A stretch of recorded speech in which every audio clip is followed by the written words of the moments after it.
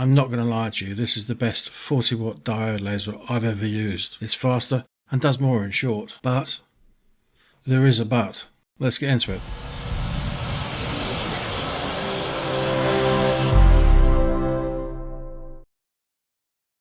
How do I get this shape, I hear you holler? It's pretty simple actually. Draw what you want, photograph it directly above and remove the background, and then dump it in the software. That's what I do.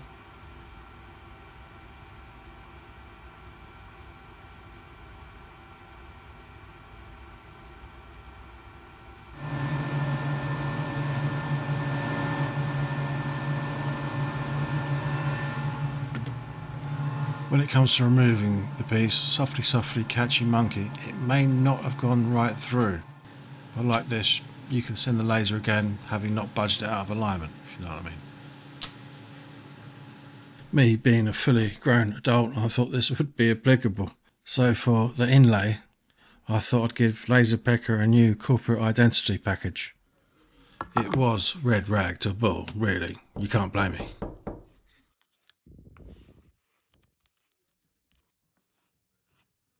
Disclaimer, I'm not calling LaserPecker. With this, it doesn't have to be your birthday. That's right, you have access to the front and rear all year round. Happy days. I'm just showing you this because the conveyor belt isn't out yet. And here's how you get any length you need. This is about 630 mil. You can go as long as you like.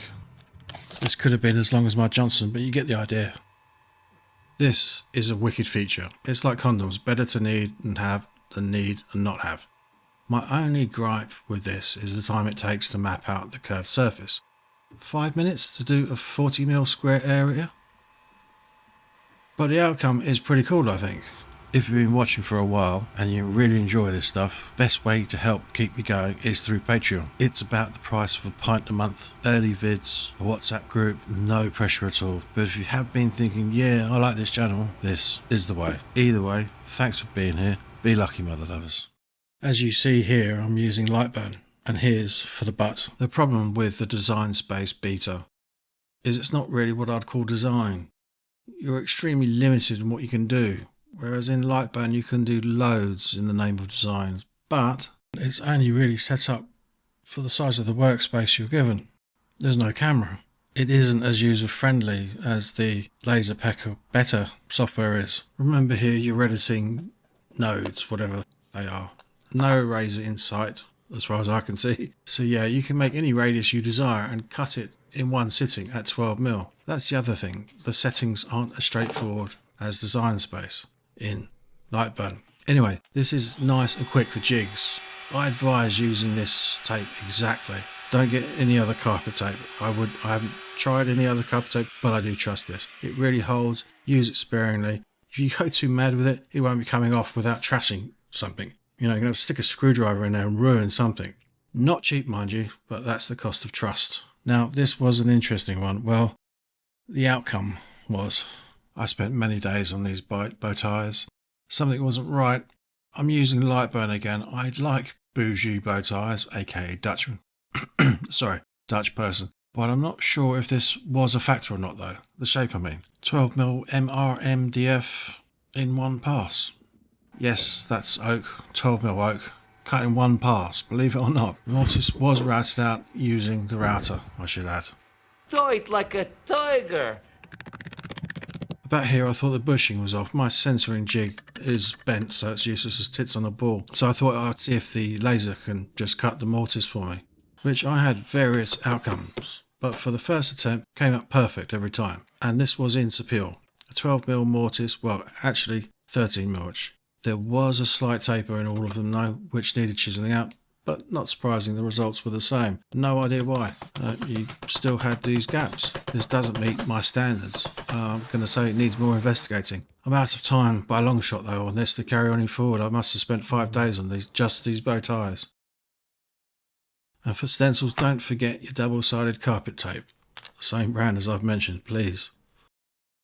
On another note, this will cut 20mm pine in one pass. Now this surprised us both massively, and it will cut 12mm oak in one pass. I shit you not. The oak was at 12mm, but it won't cleanly cut 12mm birch in one pass, or however many passes you want, even if you change the focal offset. And the results though with using birch ply are passable if you're using a bushing on your routers, because this is for a template. A bearing will pick up any slight variances unlike a bushing. Also, don't ask the machine to repeat itself. She'll just say never mind. One thing to note here, if you're going to push the machine, like me, do this a cut, then engrave, mix it up. This polyamorous laser likes that. This machine comes with 4 slats for you to cut on. Not my first choice. My first port of call, that's for sure. You can't clamp down to them for, fine things. I would suggest though you put something metal underneath those slats if you're going to be cutting on it, so you don't harm the base like I did. If you purchase this machine, I strongly suggest you buy the honeycomb base for cutting. Oh my god, what a difference this is. For positioning, for clamping down, it takes magnets. So if you've got, say, business cards to do, 2.5mm stock, it's easy to magnetize those down with magnetic clamps. You can't do that with the slats.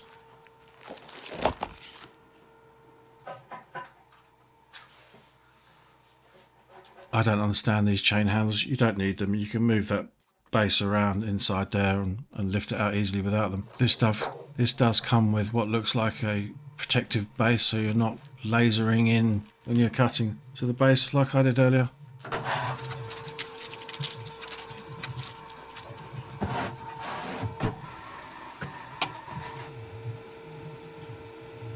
And do make sure those tabs are laid flush so you're not hitting, the laser's not hitting them and it's moving around. I'm not going to lie to you, I think that's why you watch these vids. It's not exactly a huge sub count, this vid, is it? But I'm going to give this laser a 4 out of 5 dim sum. Truth is, their proprietary software gets the job done. I mean, it gets the basics done. When it comes to creating an image, you're going to want more. You're kind of bang out of luck with the beta software. But then, neither is Lightburn the answer either. But this is often the case with all lasers I've found. You sacrifice things in either software that are otherwise else done better in the proprietary software or better in Lightburn. Trouble is with Lightburn, using this laser, you lose the camera. And when you've worked out your cutting speeds and everything else in the beta software, transferring those over to Lightburn don't calculate very well at all.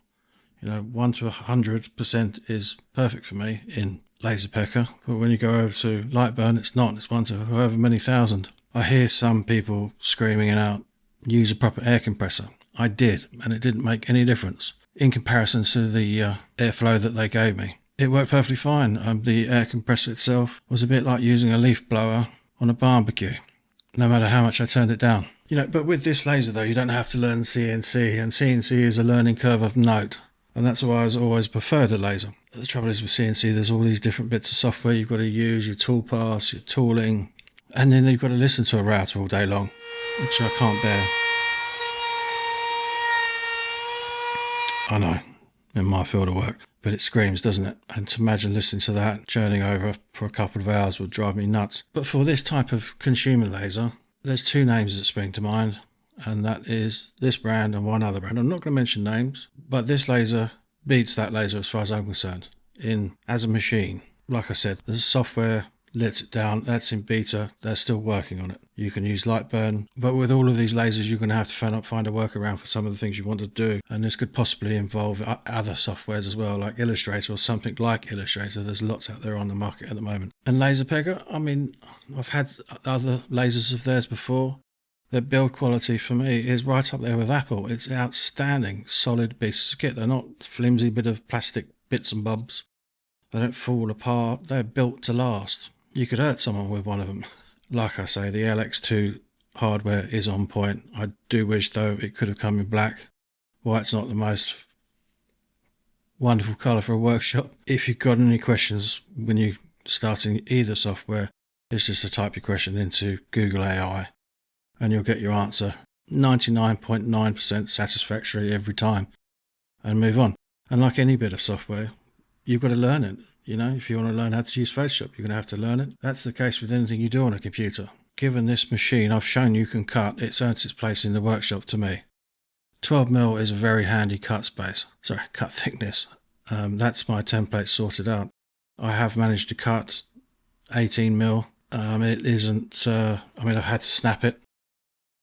You know, I think the only hindrance you're going to have is your own imagination. But when it comes to workshop stuff, patterns, templates, inlays, what I've shown you, this can do it. And I'm very surprised because that's never happened to me, because every laser I've had, I've tried to do this before with. But this time, success. I would definitely keep this laser if I could though. I really would. It's a brilliant laser. And my other reason for getting this laser is it can do curved work, which is one of my concerns, and this will be handy for the Maloof rocking chair build. But you'll have to wait and see.